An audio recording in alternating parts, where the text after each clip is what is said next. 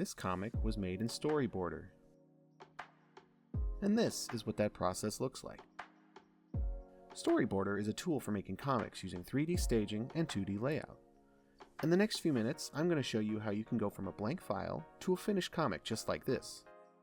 Everything starts in the Creator Studio, and you can always find it in the top right corner of the Storyboarder website. Each document you create is its own comic or episode, so if you're working on a series, each episode lives in its own document. Let's make a new one.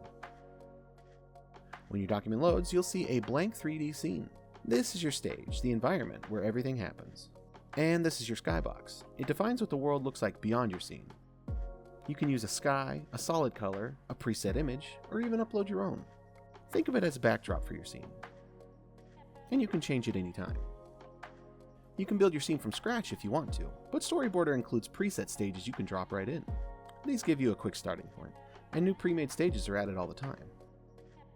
You can also make changes to the preset stages and save new versions to reuse later. This is especially handy for recurring location. A scene isn't much of a story without characters, so let's add one. Storyboarder comes with ready-to-use characters, or you can upload your own creations made in Vroid Studio. It only takes 2 clicks to place them in the scene, and you can move them anytime.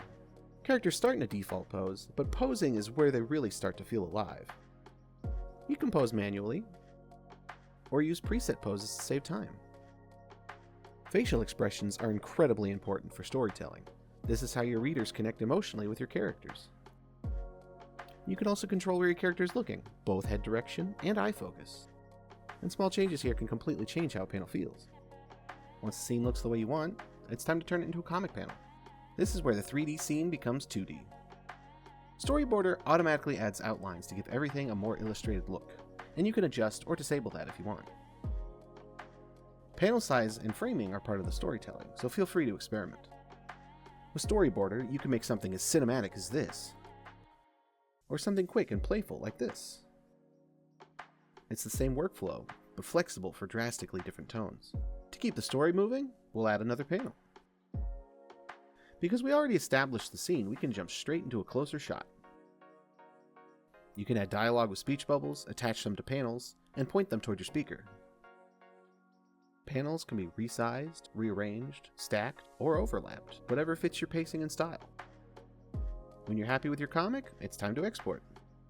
Give it a name, choose a panel to use as a thumbnail, or upload a custom one. Once you export, you can share it with others to read or publish it as an episode in a series. And that's the basics of making a comic in Storyboarder. If you've ever wanted to turn your stories or characters into comics, this is a great place to start.